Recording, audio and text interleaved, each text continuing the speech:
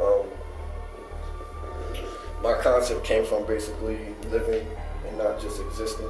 So basically, you're not in the knowing of what's going on in the world, like around you and everything else, then you will not grasp the concept of your purpose or what you're supposed to fulfill in this lifetime, whether it's right or wrong. For the most part, I'm a spiritual person. I live for the truth and I ride with it and I love it, so there's nothing for me to evade, but some people do it based on how they live, how they go about life, and things that are not far off. So basically, starting at the top is the God's throne, where His word and He doesn't change at all.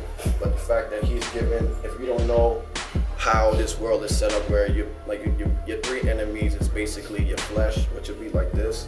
You're not living in your spirit, like this right here. The world outside of you, and then Lucifer himself. So Lucifer, this would be him. The picture I got from Lucifer was from my childhood. I used to play Streets of Rage, so I grabbed up Mr. X to play Lucifer.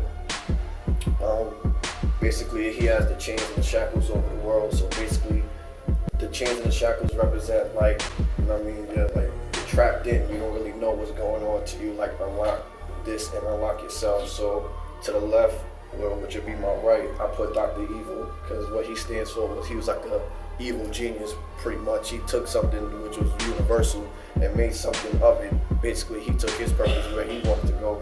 I put Aleister Crowley because Aleister Crowley represents 666, the beast himself, the wickedest man on the earth.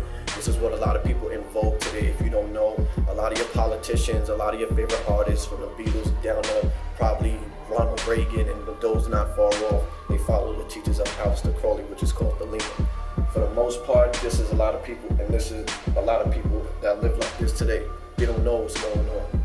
You don't know what to do. You don't know how to act. You don't know how to operate. So a lot of times, it's not even based off instinct. You just going off what goes right, what's the current flow at the moment. So for the most part, you don't know how to adapt nor interpret yourself to people who know the truth and won't deceive you, or to a person who knows the truth but will deceive you.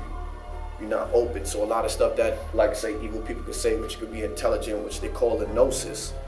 I mean, they can say stuff to you, and if they don't tell you stuff like search and find or things like that, you'll take it for what it is because it sounds good. You know what I'm saying?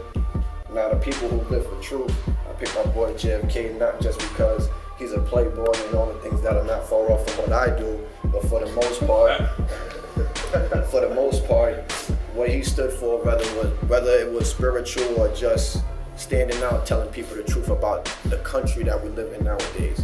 I mean, he's a very significant person to this American society. If you don't know about JFK, besides his adultery with Marilyn Monroe, you need to dig deeper to what really matters. He exposed the country that we live in today. If you don't know what they're up to, I picked Brother Malcolm not just because it's my brother Ray's inspiration, but I mean, he's definitely another person where, based on man-made religion, when you don't know no better about your spirituality and everything else not far off, it takes people to really understand and go into the depths of what's real and what's not.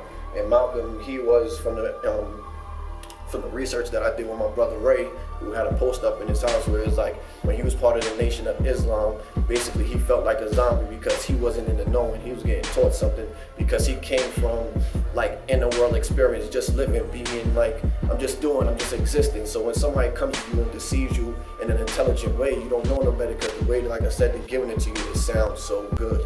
So basically, when he came into the knowing, when he went to Mecca, he basically seen it for what it was. Even though it's still not the right way to spirituality, which is through Jesus Christ, for the most part, he found something that was real for what he was part of. So when he came back to the States, he exposed the Nation of Islam and stuff that's not far off. So the end of his story was basically death, and he lived his purpose because he let the people know, like, this is not right what we was doing the whole time. So basically, from here, you have a decision to make. You're either going to do the right thing in truth, or you're going to do the wrong thing and deceive people by using the truth. And that's the thing. There's a lot of people who will take the truth and manipulate it in so many ways. Like I said, intelligence sounds good when you know how to say it. So for the most part, I advise all you people to wake up. I'll keep saying it, and this won't be the last time I'll say it, because for the most part, the stage for me just gets bigger and bigger and bigger, and I'll keep telling the same story over and over. So for the most part, y'all have a decision. Y'all can rather be a slave to his power, or y'all can be free by his power. So in Jesus' name, name, I ask all of y'all to do the right thing for your own living. Thank you.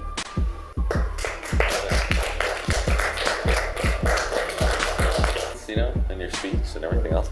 And there's also these contradictions, you know, and that's why I think I like it so much, is because, you know, as you were saying, like even in the beginning, you're saying, you know, Will, that human being got three enemies, you know, one of them being the flesh, right. But then later, you know, talking about JFK is the playboy and is the, like, yeah, you know, it so, well, that's what I mean, it's like, I feel you on both sides, and right.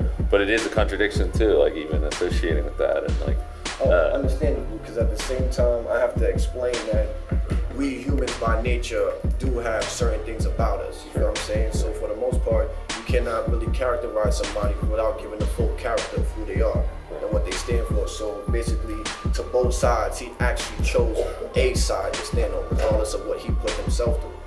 So it's just like he came into the reality of, all right, I'm for the people, I'm for democracy, but behind closed doors, I'm dealing with the evilest people in the world. Sure. So for the most part, because it's affected me, and I'm telling the people that I'm living to like do for them, I have to let them know that by me doing for them, I got to tell you the truth about what's going on in the White House and things that are far off. So besides me being a playboy and everything else, like, let me tell you the truth about what's going on in our country. Sure.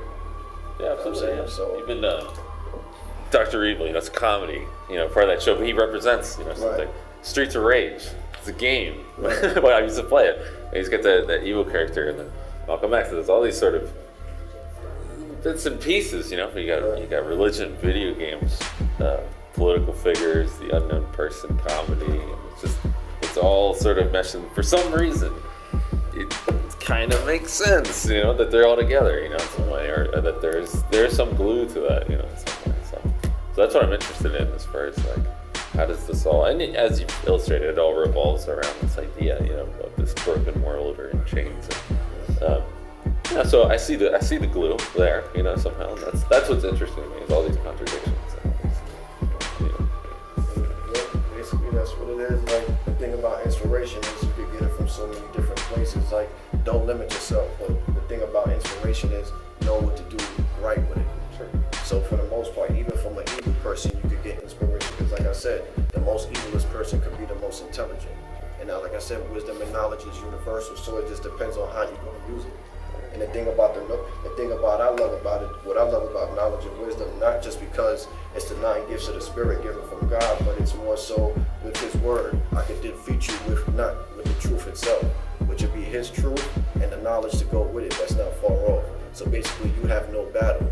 You have nothing to say. But at the end of the day, in this long line against evil, which we live in right here, because this is basically like constructed by Him, even though it was created by God, it's messed up by Him. I wanted to say effed up, but I didn't. But it is what it is. He messed this all up for us in all reality. So I want to go so deep into it. Like, this is the rainbow. You feel what I'm saying? And the rainbow represents the covenant. More so in today's world, they give it as a symbolization of pride. So in all reality, it's not God that's corrupt, it's man that's corrupt. But I'm thankful for the men who do right, whether it's in God's truth or in their own. You know what I'm saying? Any other comments? Any questions, anybody? Well, I just want to finish coaching.